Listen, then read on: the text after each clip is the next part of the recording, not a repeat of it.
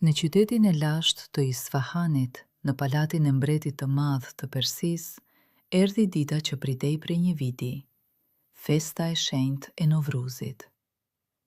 Kopshtet ishin mbytur në lule dhe shatërvanët këndonin me zëra kristali duke shpëndar spërkla diamanti.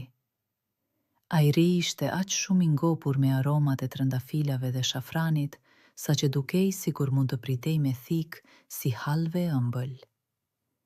Tingujt e lahutës dhe daulleve lundronin mbi taracat e mermerta, ndërsa mëndafshët dhe gjevahiret e dëftuarve shkëlqenin më fort se yjet. Në fronin e artë ishte ulur mbreti i mençur dhe i drejtë, dhe vështrimi i tij ishte plot paqe. Por pranë tij qëndronte ai për të cilin do të flas historia jonë, djali i tij, princi Kamar. Djaloshi ishte i pashëm dhe i guximshëm, megjithatë, në sytë e tij të errët digjej një zjarr i pashuar, zjarri i padurimit dhe i etjes së pashuar për aventura të cilat ende prisnin përpara. Dhe ja, kur muzika xhëmonte më fort se më parë dhe kërcimtarët rrotulloheshin si petale në erë, portat e rënda të sallës së fronit u hapën dhe gjithçka heshti. Në prag qëndronte një i panjohur, një urt indian i shtyr në moshë, me rroba të thjeshta të bardha, por me një qëndrim aq krenar, sikur para tij përkuleshin vetë malet. Fytyra e tij ishte e gërvishtur nga koha dhe sytë i digjeshin nga një mendje mpreth si teh. Ai u përkull mbretit dhe me shenjen e tij, katër shërbëtorë sollën në sallë diçka që u apreu frymën të gjithëve. Një kal në madhësi natyrale, të ddhendur nga një copë e vetme druri abanozi, të zi si një natë pa hënë. Shala dhe frerët e tij ishin të mbushura me diamante, rubin dhe smerald, të cilët shkrepnin në dritën e bishtarëve si një flak e gjallë. Ai qëndronte i palvishëm, si një statujë, por në sytë e tij të çmuar dukej se fshihej një shkëndij jete, dhe zemra e drunjt priste vetëm urdhrin për të fluturuar. O, mbreti madh, tha i urti, dhe zëri i tij tingjeloi si një tel i tërhequr. Mos u mrekullo vetëm nga bukuria e kalit tim, sepse bukuria e tij është më e vogla e mrekullive. Ky kal di të fluturoj në ajër më shpejt se skifteri më i shpejt. Një murmurim habie kaloi nëpër salë. I urti ju afro kalit dhe tregoi 2 vida të vogla, pothuajse të padukshme, të thshehura me mjeshtëri në dredhat e krifës së dëvëndur. Kjo këtu, që i ngjan kreshtë së gjelit, e ngre kalin drejt reve, ndërsa kjo, në formën e bririt të dashit, e kthen në tokë. Dhe para se dikush të mund të nxirrte një fjalë, i urti kërceu me lehtësi në shalë dhe rrotuloi vidën e parë. Dhe kali prej drurit të zi, që nuk njihte as tërshër as fre, lundroi në ajër po aq lehtë sa një peshk noton në ujë, duke ju bindur vetëm vullnetit të krijuesit të tij. Pa asnjë tingull, ai u ngrit lart deri në tavanin e salës. I gjithë obori mbajti frymën, ndërsa princi Kamar e shikonte këtë mrekulli me frymë të ndallur dhe zemra e rrihte më fort se daullet e festës. I urti e zbriti kalin butësisht në dyshemene mermert dhe zbriti me një përkulje. Por para se të mund të hapte gojen, një hije e shpejt u hodh përpara. Princi Kamar, gjaku i ri i të cilit vlonte nga mrekullia që pa, me një kërcim të shkathët u ngrit në shallën e kalit të abanozit. Unë duhet ta provoj, thiri ai, dhe sytë e tij shkëlqenin nga një ngazllim i egër dhe i papërmbajtshëm. Prit, princi im, bërtiti shpikësi duke zgjatur dorën. Më lër të shpikoj, po princi tashmë nuk po dujonte. Rinia e tij nuk e njihte kujdesin, dhe gutësimi nuk e duronte pritjen. Gishtat e padurueshëm rrëshqitën mbi krifën e gdhendur, duke prekur vidat e dëshiruara. Ai e shalloi fatin e tij po aq me vrull, sa shalloi këtë kal magjik, pa pyetur as për këshill, as për rrugë, as për bekimin e babait, thirrja e shqetësuar e të cilit u mbyt në zhurmën e turmës së shtangur. Gishtat e gjetën vidën. Kamari e rrotulloi atë, ashpër, me forcë, deri në fund. Dhe boda shpërtheu. Kali nuk u ngrit thjesht. Ai u shkëput nga vendi, si një shigjet e lëshuar nga dora e një gjiganti. Një vetëtim e zezë fluturoi përmes salës së fronit, goditi balkonin e hapur dhe u ngul në qiell. Era e fshikulloi princin në fytyrë. Palati ra poshtë, catit, kopshtet, shatërvanët, u tkurrën në një grusht guralecësh me ngjyra dhe u zhdukën. Kamari u kap pas krifës së drunjt me gishta të zbardhur. Zemra i rrihte në fyt. Ai tërhoqi vidën mbrapsht, por ajo nuk jepej. Kali turej lart, gjithnjë e më lart, gjithnjë e më shpejt. Dhe toka shkrihej poshtë si mjegulla e mëngjesit. Ai donte vetëm ta prekte mrekullin, por në fund shalloi një vetëtim të pakontrolueshme që po e çonte larg tokës, larg shtëpisë dhe larg çdo shpresë për shpëtim. Ndërsa në palat, mbreti u hodh nga froni. Një klith më tmeri tumdi muret. Kali shpoi ret, siç shpon gjilpëra më ndafshin, dhe nxori princin atje ku nuk ishte fluturuar asnjë zog. Toka poshtë u kthye në një hartë laramane. Qytetet u bën kokër arëre, lumenjt fije të argjënta, ndërsa malet e fuqishme u rodhosën si palat në një pëllhur të vjetër. Gjithçka që dukej e madhe dhe e përjetshme u kthye në asgjë. Ajri u bë i akult dhe i hol, si një frymarrje e fundit. Çdo glënk ajri mëri me vështirësi, sikur një dorë e padukshme t'i shtrëngonte fytin.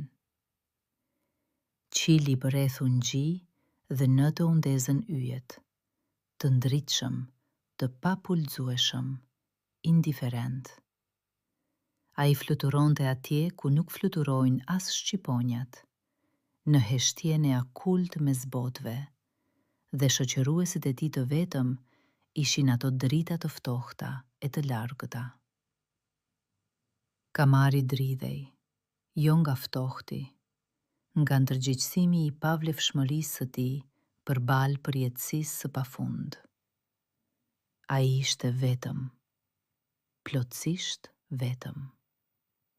Ndërsa larg poshtë në palat, ku dritat e festës ende po digjeshin, mbreti i çmendur nga hidhrimi urdhëroi të kapnin të urtin indian dhe ta hidhnin në birucën e tij më të thellë e më të errët.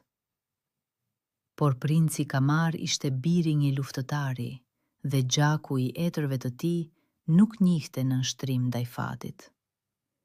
Në këtë ferë të akult dëshpërimi i tij u shkri në një vendosmëri të ftohtë, dhe ai filloi të kërkonte jo shpëtimin, por kontrollin e burgut të tij fluturues. Gishtat e mpirë dhe të pabindur rrëshqitën mbi krifën e gdhendur, inç pas inçi, dredh pas dredhe. Të ftohtit ja kafshonte duart, era ja verbonte syt, por princi nuk ndalej. Ai kërkonte atë vidën e dytë për të cilën kishte fodur i urti, një zgjatim i vogël në formën e bririt të dashit.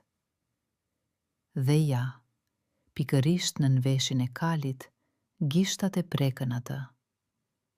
Një dredhe voçkel, mezi e dukshme. Zemra e princit ngriu, me kujdes duke marrë frymëleth, milimetër pas milimetri, ai filloi ta rrotullonte vidën. Kali u drodh, ngjitja e çmendur ndaloi dhe trupi i zi i drunjth u lëkund butësisht dhe bindshëm poshtë.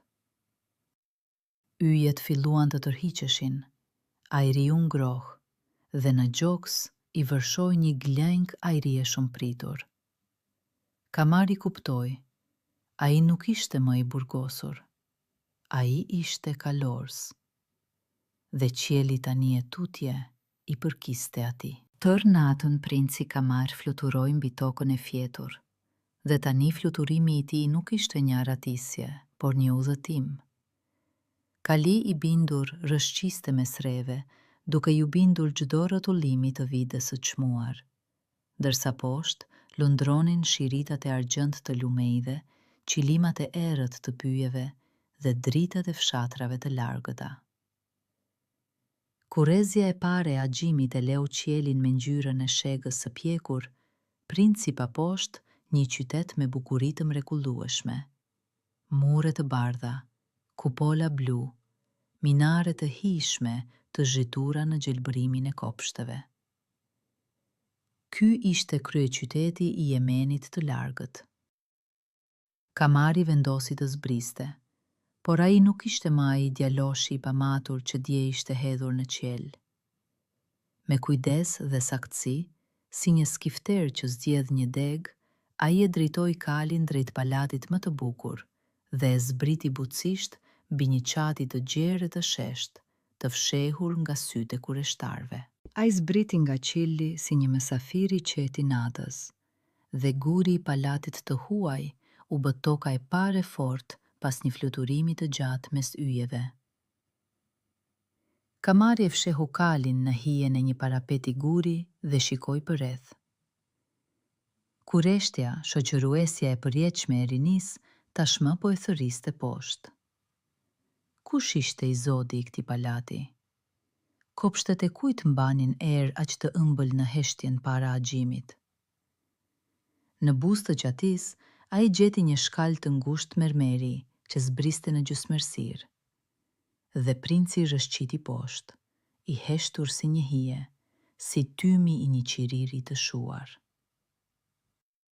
Ai eci nëpër ëndrrën e një tjetri, nëpër një palat të zhytur në heshtje, dhe çdo hap i tij ishte një ndërhyrje e guximshme në sekretin që flinte pas derës tjetër.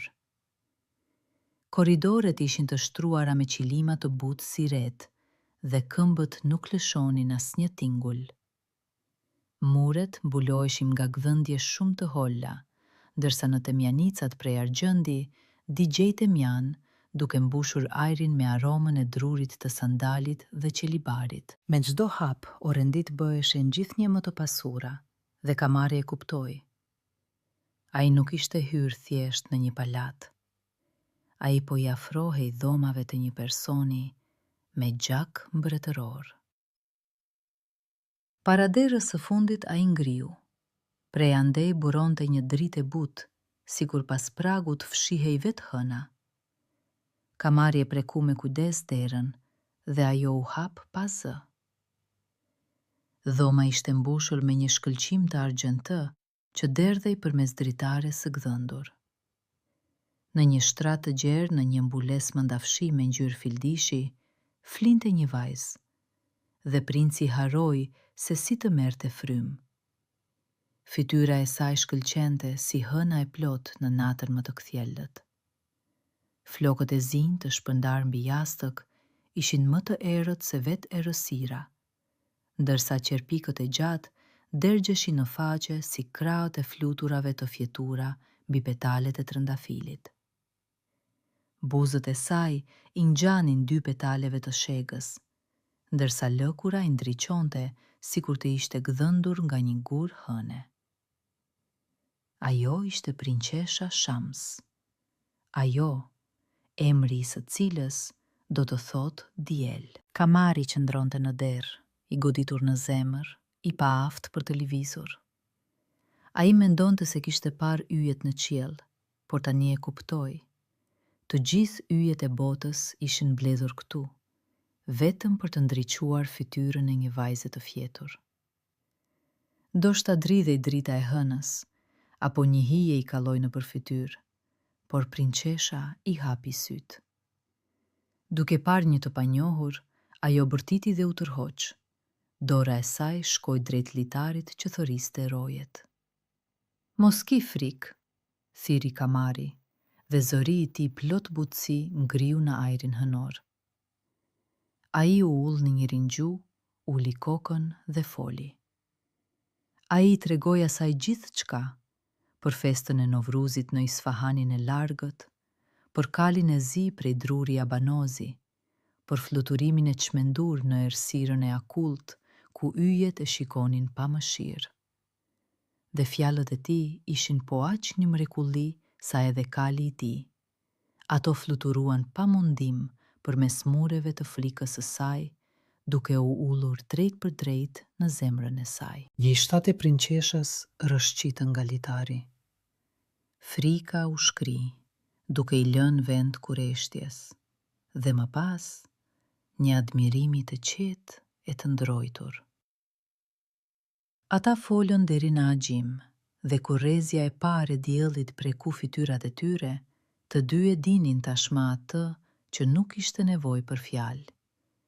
Zemrat e tyre e kishin gjetur njëra tjetrën. Qyli në lindje mori ngjyrë roz dhe Kamari e kuptoi. Agjimi nuk do t'i priste të dashuruarit. Fluturo me mua, pëshpëriti ai duke i kapur dorën. Fluturo në Persi, bëhu gruaja ime dhe ylim. Baba im do të pranoj si vajzë, ndërsa populli im si mbretresh. Dhe Shamsi, zemra e së cilës tashmë i përkiste këtij princi të guximshëm që kishte rënë nga qielli, u përgjigj pa hezitim. Unë do të fluturoj me ty qoftë edhe në fund të botës. Në heshtje, si dy fantazma, ata u ngjitën në qati. Kali i Abanozit po i priste, i zi dhe besnik. Kamari u uli pari dhe i dha dorën prinqeshës. Ajo u rehatua prapa tij, duke i mbështjell krahët rreth tij. Një rrotulim i vidës dhe Kali u shkëput nga guri. Dy të dashuruarit u ngritën në qiellin e mëngjesit, të artë dhe të butë, duke marrë drejtimin për në Persinë e largët.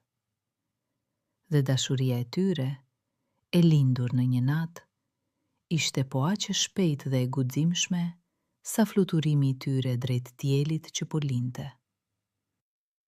Kali i Abanozit u ul në mes të kopshtit të pallatit të Isfahanit dhe toka u duk sikur u drodh nga gëzimi. Mbreti i vjetër, sytë e të cilit ishin tharë nga netët pa gjumë dhe lutjet, doli me vrap t'i priste dhe ngriu. Para tij qëndronte djali i tij, i gjallë e i paprekur, dhe pranë tij një vajzë me një bukuri të tillë sa obortarët humbën fjalët.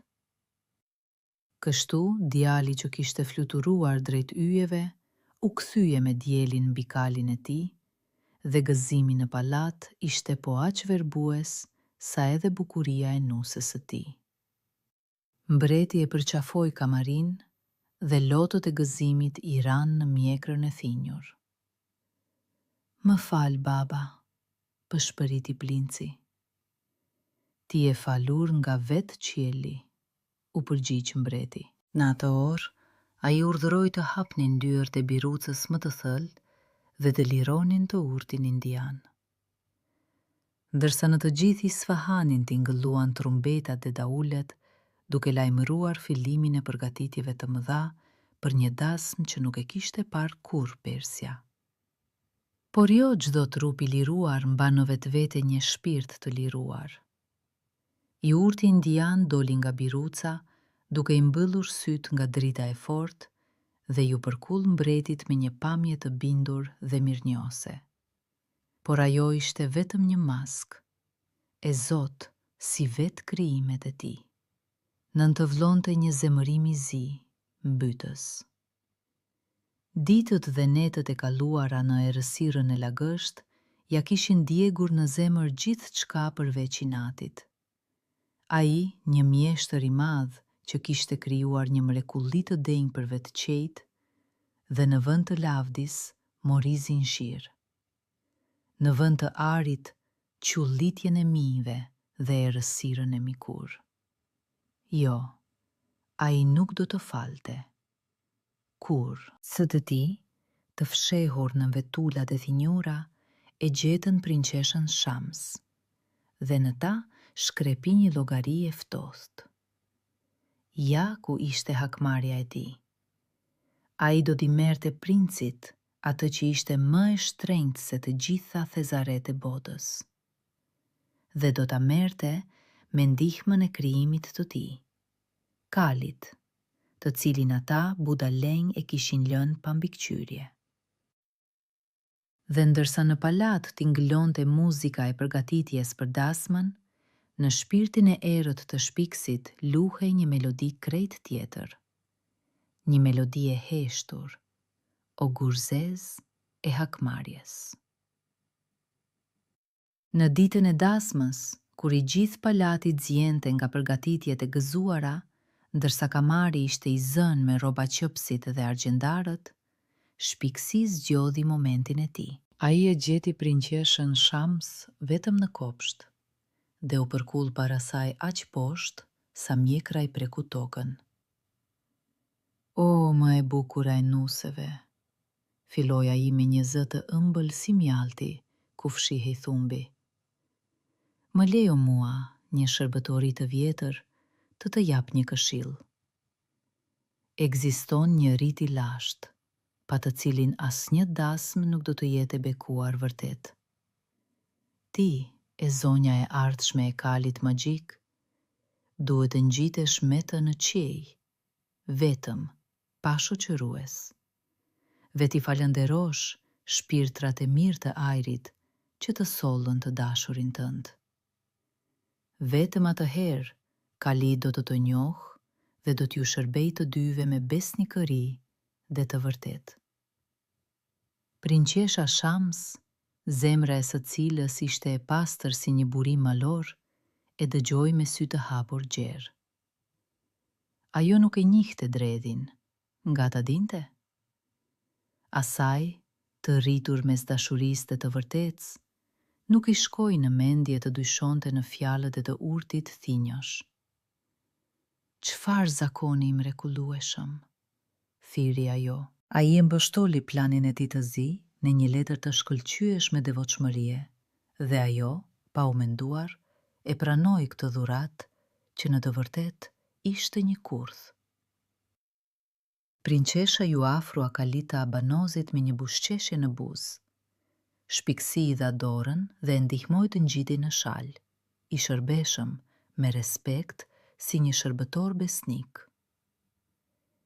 Ja kjo vida këtu zonjë, është për ngjitjen, i tha ai, ndërsa vetë fshehurazi, me një lëvizje të saktë, rrotulloi një vid tjetër të fshehur, duke e drejtuar Kalin për në Bizantinë e largët. Pastaj rrotulloi me forcë vidën e ngjitjes dhe u tërhoq. Kali u lëshua drejt qiejlit. Prinqesha qeshi dhe i bëri me dorë roborit, e gëzuar, e shkujdesur, si një zog i lëshuar i lirë. Por e qeshura u ndërpre, Kali nuk u ndal. Ai turrej larg, gjithnjë më larg nga palati, pa dëgjuar as lutjet, as duart e dëshpëruara që ja shkulnin krifën. Dhe fluturimi i saj, që duhej të kishte qenë një falënderim për qejt, u bë një rrugë drejt një robrie të re. Ndërsa dora, që bënte me shenjë për lamtumir, u kthye në një dorë që lutej për ndihmë. Ndërsa poshtë, princi Kamar qëndronte i ngurtësuar, duke parë se si pika e vogël në qiell merrte me vete gjithë lumturinë e tij. Dhe britma që i doli nga gjoksi, bëri të dridhen muret e Isfahanit të lashtë. Kali e mbante prinqeshën përmes maleve majat, e të cilave gërvishtnin rreth, përmes deteve valët, e të cilve dukeshin nga lart si rrudha në mëndafsh të kaltër. Shamsi qante, thërriste për ndihmë, por Era i merrte fjalët e saj në zbrazdi. Më në fund, Kalia Banozit filloi të zbriste dhe u ul në një tarac të gjerë mermeri të një palati të huaj, të madhështishëm dhe të ftohtë si vetë pushteti. Pa e prekur prinçesha tokën me këmbë, pranë saj u shfaq shpikësi. Ai kishte pritur aty, i mbërritur më parë, sepse dredhja vrapon gjithmonë para viktimes së saj. Me një kujdes të rem, ai i mori dorën dhe e udhëhoqi nëpër salla të panjohura, drejt e froni i mbretit bizantin. O sovran i madh, shpali urti duke u përkudur deri në tokë. Prano këtë dhurat, më të bukurën që nuk e ka njohur bota. Kështu Kali, i krijuar në Indi dhe i vjedhur në Persi, soli barën e tij të çmuar në Bizant, ku atë e priste një robëri e re, e praruar, por jo më pak mizore. Mbreti bizantin zbriti nga froni dhe ju rrotullua prinçeshës, siç një tregtar sillet rreth një kali race në pazar. Sytë e tij u ndezën jo nga admirimi, por nga lakmia, e errët dhe e pangopur. Çfarë mrekullie, thiri ai duke parë kalin e Abanozit, dhe çfarë bukurie. Ai u kthye nga shpikësi dhe ky i fundit tashmë i kishte zgjatur duart për shpërblim, por në vend të arit pa një zgërdeshje. Ti tua dhurat, bushqeshi hidhur mbreti. Atëherë dije, gjithë shka që ka prekur tokën time më përket mua, dhe Kali dhe vajza janë të mijat me të drejtë. Ndërsa ti, hajdut plak, shporu që këtej sa e ke kokën ende mbi supe. Rojet u hodhën mbi të urtin.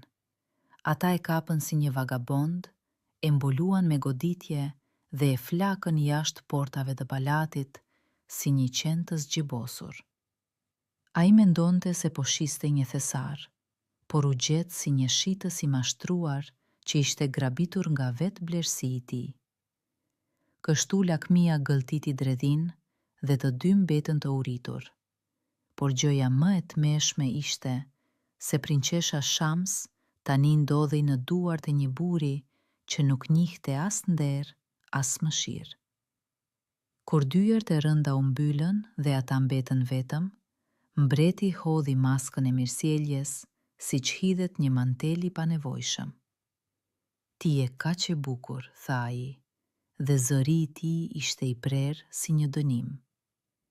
Sa që kam vendosur të bëj gruan time dhe mbretresh të Bizantit. Shamsi u tërhoq mbrapa dhe lotët i rodhën nga sytë. Unë ja fejuar me princin e Persisë, thiri ajo. Zemra ime është thënë dhe më mirë do të vdisja se sa të tradhtoja. Por mbreti vetëm qeshi, ftoht me indiferencë, ashtu si që qesh një njeri që nuk e ka njohur kur refuzimin. Lotët e saj për të ishin vetëm si vesa në një lule që ai kishte vendosur tashmë ta këpuste. Unë do të jap 3 ditë, tha ai, duke ngritur 3 gishta. 3 ditë për t'u menduar, dhe pastaj dasma. Me hir ose me pa hir, por ti do të bëhesh e imja.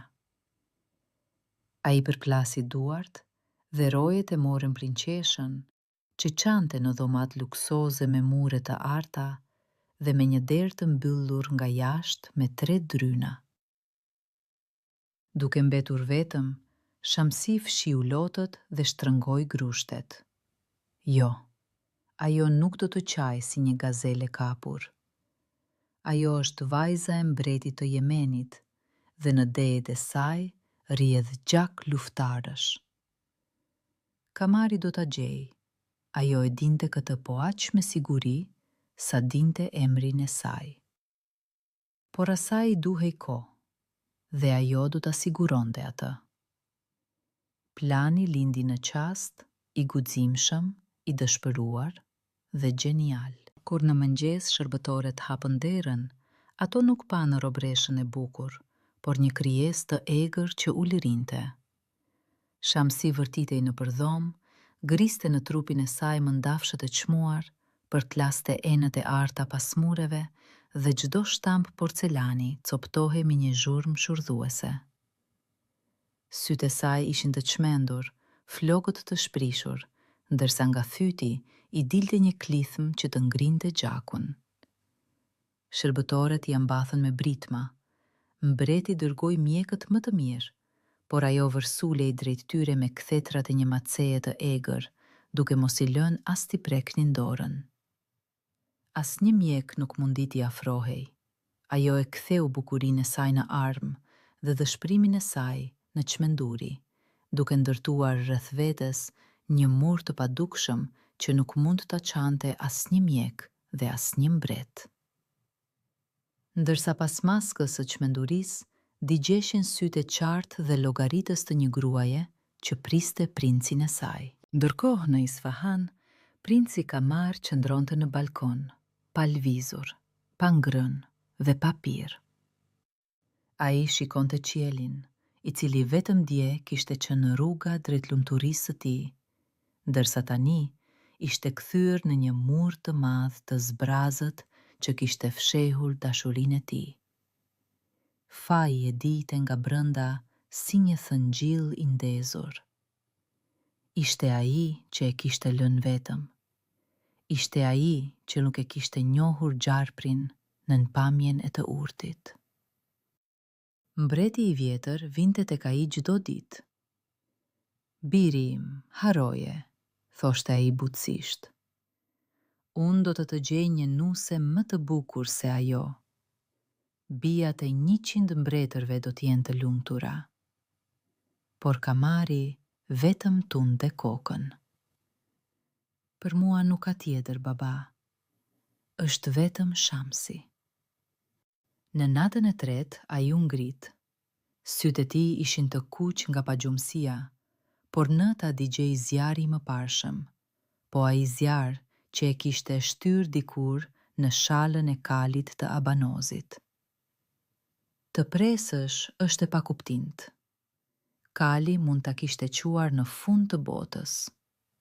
E po pra, kjo do të thotë se ai do t'i bjerë mbar botës në këmbë. Në Agjim Kamari hoqi rrobat mbretërore, mantelin e qëndisur me arr, çallmën me kapse rubini dhe veshi një mantel të thjesht udhtimi prej leshit të ashpër. Ai mori vetëm shpatën besnike dhe një qese me arr dhe doli nga palati nëpërmjet portës së pasme, si një udhëtar i thjesht. Ai këmbeu krahët me rrugët e pluhurosura, i gatshëm t'i bjerë mbar botës në këmbë, vetëm për të gjetur atë që kishte fluturuar për te i rreve.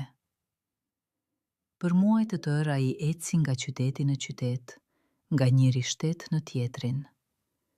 Ai pyeste karvanarët në pazaret e zhurmshme të Bagdadit, tregtarët në portet e Basrës, peshkatarët në brigjet e dedeve të largëta. "A nuk keni parë një kal druri duke fluturuar në qiell? A nuk keni dëgjuar për një robresh të bukur?" Njerëzit tundnin kokat duke e marrë për të çmendur, por Kamari vazhdonte mëtej, përmes shkretirave, qafave malore dhe tokave të huaja, i udhëhequr nga i vetmi yll, emri i të cilit ishte Shams. Muaj të ndinje njëri tjetrin dhe shpresa shkrihej si dyli në zjarr. Kamari ishte dobësuar, manteli i tij ishte vjetruar dhe ari pothuajse kishte mbaruar. Por këmbët e mbanin mëtej, dhe një ditë e quan te portat e kryeqytetit të Bizantit. I lodhur dhe i uritur, ai hyri në një tavern të zhurmshme në sheshin e pazarit dhe porositi një kup me ujë. Në tryezën fqinje, tregtarët dhe zejtarët përflisnin lajmet e palatit. "Ke dëgjuar?" fliste një tregtar i trash duke udhur zërin. Te mbreti ën zbriti nga qieli një vajzë mbi një kal druri. Me një bukuri që si a heq dot syt, mbreti vendosi ta marrë për grua. "Por që të shohësh, ajo është çmendur." Grisë mëndafshët, thyen enët, u vërsulet mjekve si një luanësh e egër.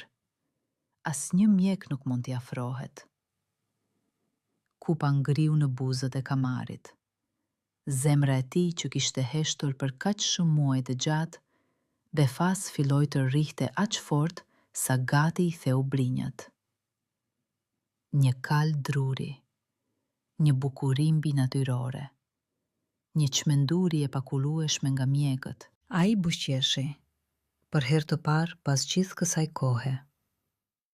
Sepse në paralat për çmendurinë e tjetërkujt, ai dëgjoi thirrjen më të qartë dhe më të lartë për ndihmë, të shkruar në gjuhën e dashurisë së tyre të përbashkët. Shamsi i tij nuk ishte çmendur, ajo po e priste. Kamari doli nga taverna dhe mendja e tij punonte më shpejt se kur ndonjëherë. Ai u mbështet pas murit dhe filloi të mendonte. Ftoth, sakt, si një gjeneral para betejës vendimtare. Të mësy në palat me forcë? Çmenduri. Rojet do ta coptojnë para se të arrijte portat. Të blej shërbëtorët? Tepër e gjatë dhe e pasigurt. Jo, atij i duhej një rrugë që do t'i hapte para të gjitha dyert, edhe për te Shamsi, edhe për te Kali. Dhe ja ku copzat e enigmës u bashkuan në një pikturë të vetme. Prinqesha e çmendur, të cilën nuk mund ta shërojë asnjë mjek. Kali i drurit, i mbyllur në thezarin mbretëror. Mbreti i dëshpëruar, i gatshëm për gjithçka për hir të dasmës. Kamari e kuptoi. Për të vjedhur prinqeshën nga kafazi i mbyllur, nuk duhen thyer drinat, por duhet detyruar mbreti t'i hapë vetë dyert. Dhe ekziston vetëm një njeri që mbreti do ta lejonte të hynte tek ajo pa u menduar dy herë. Një mjek i madh, i aftë për të shëruar sëmundjen e saj.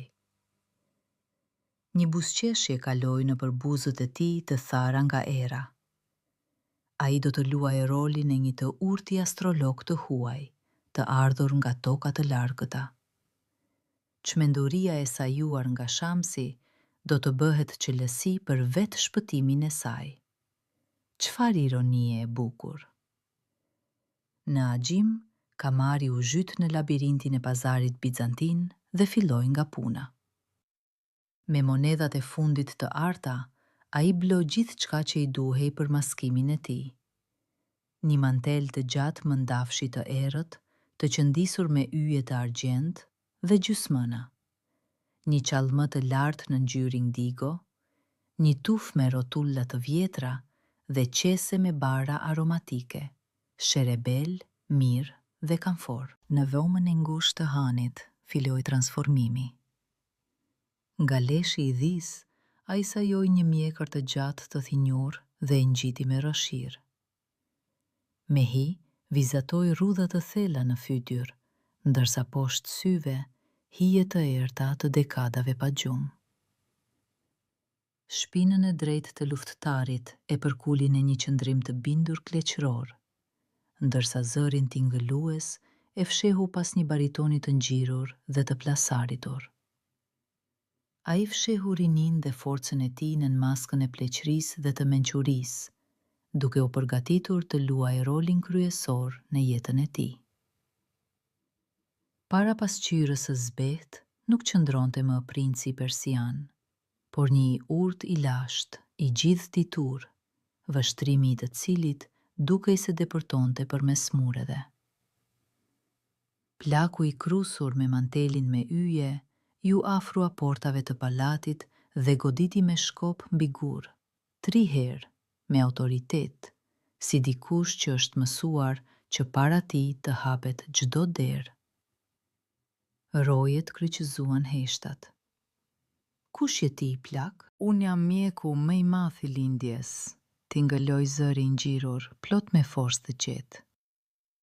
Unë kam shëruar çmendurinë e sultande dhe ethet e kalifëve. Fjalët për prinqeshën tuaj të sëmur kanë arritur në veshët e mi dhe unë kam bërë një rrugë të gjatë për të ndihmuar atje ku të gjithë të tjerët dolën të ishin ignorant të mjerë. Arma e tij kryesore nuk ishte magjia, por siguria absolute në gënjeshtrën e tij, e cila i bëri rojet të shikoheshin me njëri tjetrin, të ulnin heshtat dhe të dërgonin një lajmtar te mbreti. Përgjigja erdhi në qast. Loremi të hyj menjëherë. Kamari hyri në sallën e Fronit i mbështetur në shkopin e tij, dhe çdo hap i tij ishte i llogaritur me saktësi, si lëvizja e një mjeshtri shahu. Mbreti bizantin u përkull përpara nga Froni dhe në sytë e tij digjej një shpresë e dëshpëruar, e uritur. A mund ta shërosh vërtet atë? Pyeti ai. Mundem, u përgjigj Kamari duke ulur kokën. Por në fillim, unë duhet ta shoh të sëmurën dhe të mësoj shkakun e sëmundjes së saj. Rojet hapën derën dhe u tërhoqën prapa. Nga dhomat vinte një ulërim kafshore, edhe mbreti mbeti pas pragut i zbehur. Kamari hyri i vetëm. Shamsiu vërsul atij, e shprishur, e egër, e frikshme.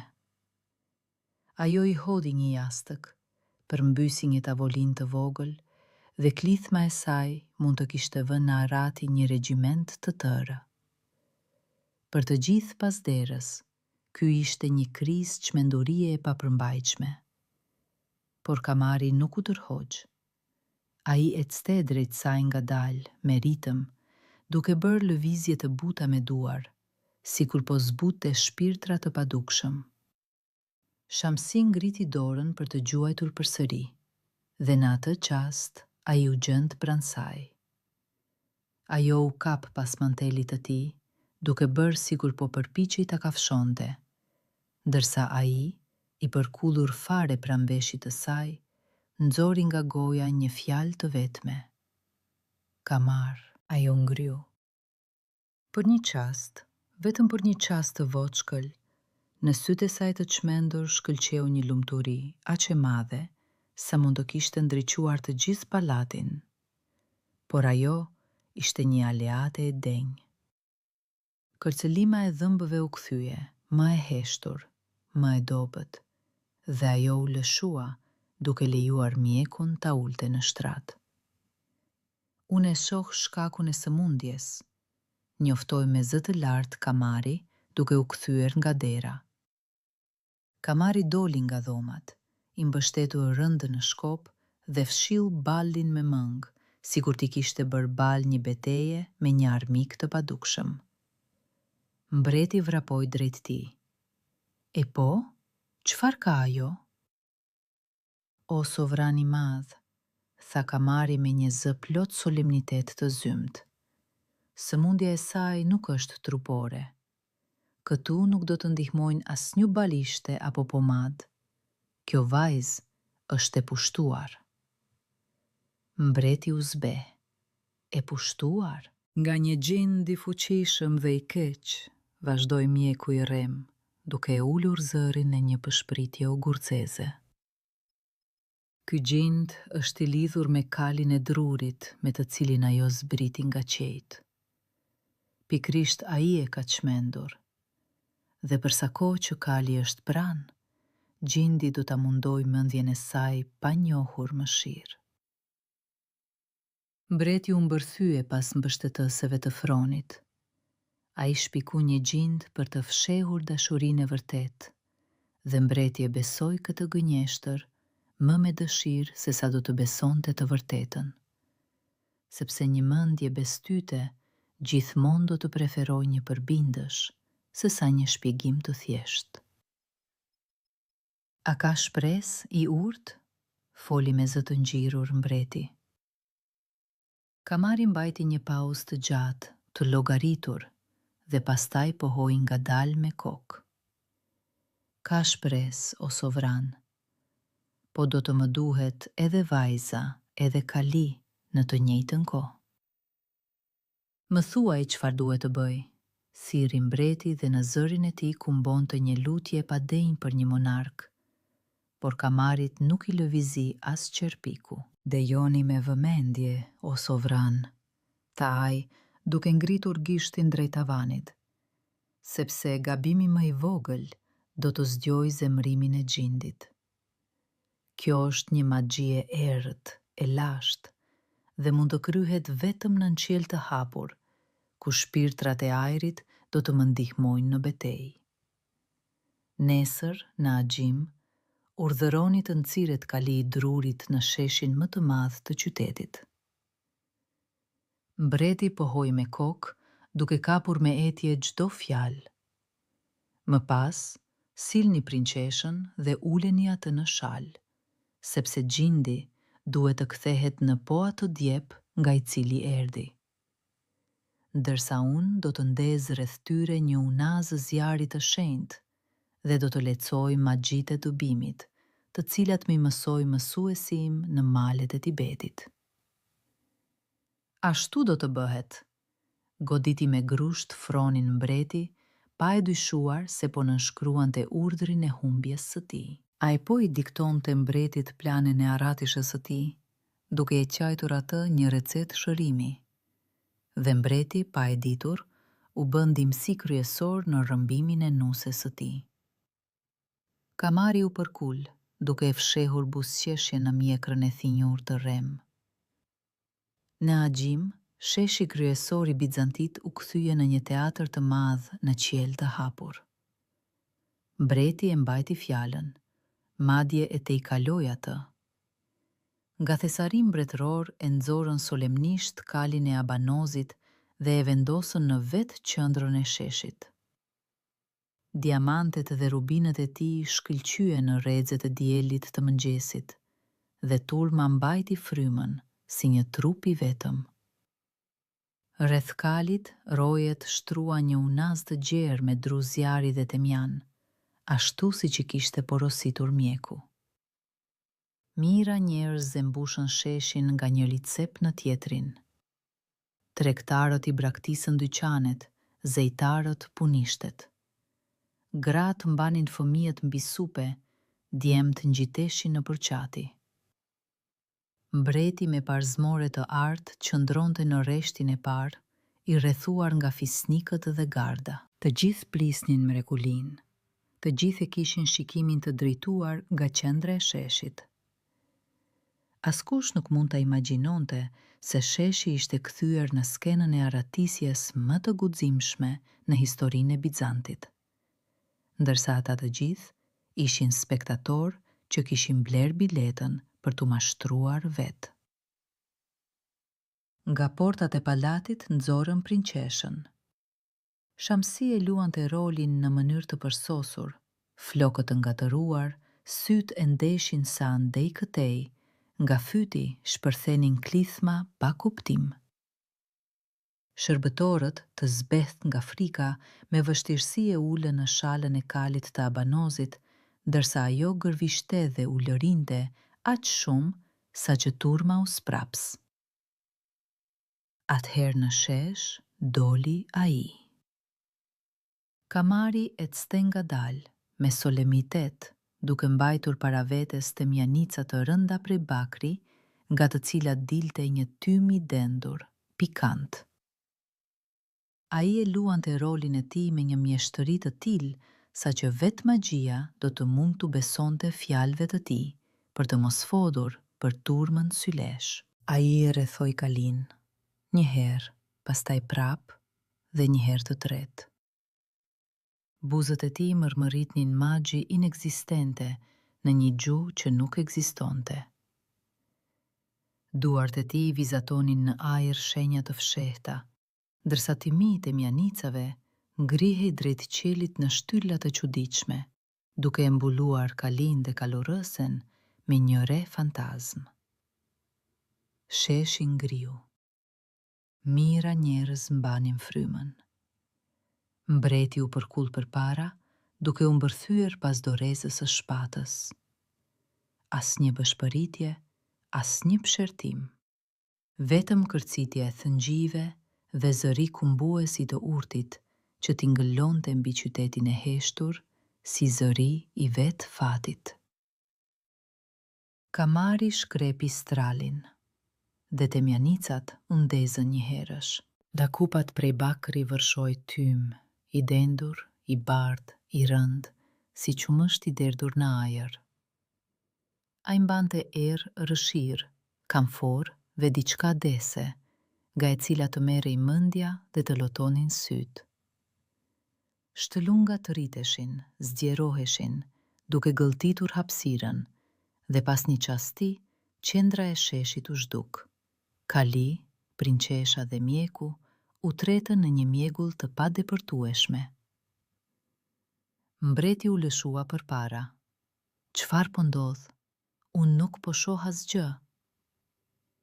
Nga mbulesa e bardhë goditi si rrufe një zë urdhërues. Asnjë hap o sovran, tymi po e verbon gjindin. Nëse afroheni, ai do ta braktis vajzën dhe do të hyjë te ju. Mbreti u spraps, sikur ta kishin goditur. Fisnikët u tërhoqën mbrapa. Rojet ngrin, pa guxuar të lëviznin. Frika nga gjindi i padukshëm doli të ishte më e fortë se çdo zinxhir. Ai krijoi një mjegull nga barrat e gënjeshtrat, dhe kjo mjegull doli të ishte më e dendur se çdo mur burgu, duke i fshehur nga syt e një ushtrie të tërë. Askush nuk e pa se çfarë po ndoste në ren e bardhë. Askush nuk e dëgjoi se sipas murit të tymit një zë i qetë pëshpëriti. Mbau fort, Shamsim. Në mjegullën e dendur e të bardhë, mjeku i raskapitur vdiq, dhe në vend të tij u rilind princi i ri, i gatshëm për të kthyer thesarinë e tij. Kamari veproi si vetëtima. Tej fluturoi manteli me yje. Tej mjekra e thinjur dhe çallma. Lëvizjet e tij ishin të sakta, si goditjet e tehut. Një kërcim dhe ai u gjend në shalë pas shpinës së Shamsit. Prinçesha nuk bërtiste më, nuk kërcilinte më dhëmbët, nuk hidhej më. Çmenduria i ra asaj si një mbulesë e hedhur tej. Ajo u kthye dhe sytë e saj, të qartë, të ndritshëm, plot me lot lumturie, u takuan me sytë e tij. Mbau fort dashuria ime, pëshpëriti ai. Shamsi u ngjesh pas tij dhe e rrethoi me krah, fort, ashtu siç i mbytur i kapet pas bregut të shpëtimit.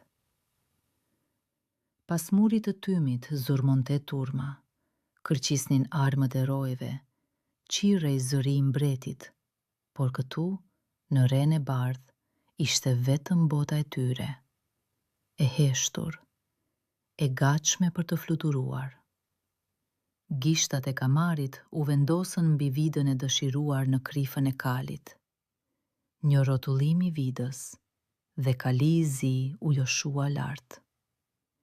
Ai e çau perden e tymit ashtu siç heshta çpon mburojen, dhe shpërtheu në qielin e ktjellët të mëngjesit, vezulues, i vrullshëm, i pandalshëm. Dieli ra mbi diamantet e frerëve të tij, dhe për një qast u duk sikur në qiell fluturoi një komete zezë me bisht të zjarrt. Ndërsa poshtë, e ra i shpëndau mbetjet e tymit dhe sheshi e pa të vërtetën. As mjek, as robreshe çmendur. Vetëm një vend i zbrazët, temjanica të shpëndara, dhe lart në qiell, në sfondin e reve të arta, silueta e kalit magjik që po merrte me vete dy të dashuruar të rinj, të lumtur, të qeshur. Mbreti ngriti kokën dhe hapi gojen, por nuk mundi të thoshte asnjë fjalë. Rojet shtrëngonin heshtat pa kuptim. Mira njerëz qëndronin me fytyra të kthyera lart, duke kuptuar se ata i kishin tërhequr për humbe me guxim, në mënyrë gjeniale dhe pa u ndëshkuar fare. Dhe ndërsa mbreti në shesh gëlltiste tymin e disfatës së tij, ata gëlltisnin erën e pastër të lirisë, duke fluturuar në qiell mu para hundës së tij të kurorzuar. Ndërsa e qeshura e tyre, kumbuese dhe e lumtur, tingëloi edhe për një kohë të gjatë mbi Bizantinë e heshtur.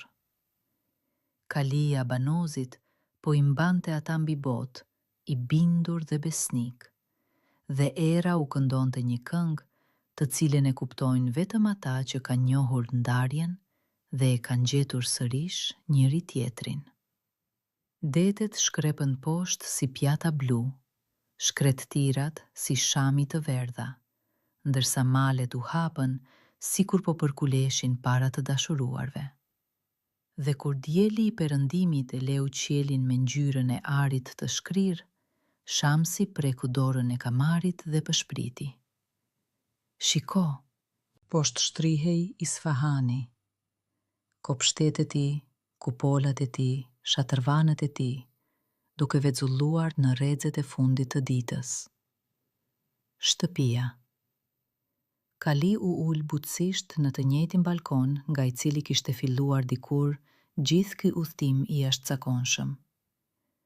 Nga dyert doli mbreti i vjetër, i plakur, i thinjur, i përkulur nën peshën e hidhërimit.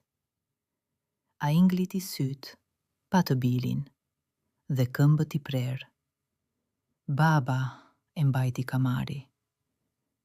Mbreti i përqafoi të dy, djalin dhe nusen, dhe qau, pa pasur turp nga lodët. Kështu përfundoi fluturimi i tyre, që nisi nga kureshtja fëmirore dhe përfundoi me një bëm të rriturish, duke e kthyer në palat jo vetëm djalin, por edhe lumturinë e shumëpritur. Po atë mbrëmje në palatin e Isfahanit luajtën dasmën, kaq të madhërishme, saq për të u fol nga India deri në Maghreb. Princi Kamar dhe prinçesha Shams u bën burë e grua nën tingujt e 1000 lahutave dhe bekimet e 1000 të ftuarve. Ndërsa kaljen magjik prej drurit të zi të Abanozit e vendosën në tezarin më të thellë dhe më të ruajtur të palatit, pas 7 dyrve dhe 7 drynave, në mënyrë që kurrë dhe askush me vullne të keq të mos e shalonte këtë mrekulli. Kaluan vitet. Mbreti i vjetër shkoi te të parët dhe kamari zuri fronin e tij, i mençur, drejt dhe i dashur nga populli. Ndërsa pranë tij ulej gjithmonë Shamsi, dielli i tij, ylli i tij, guximi i tij.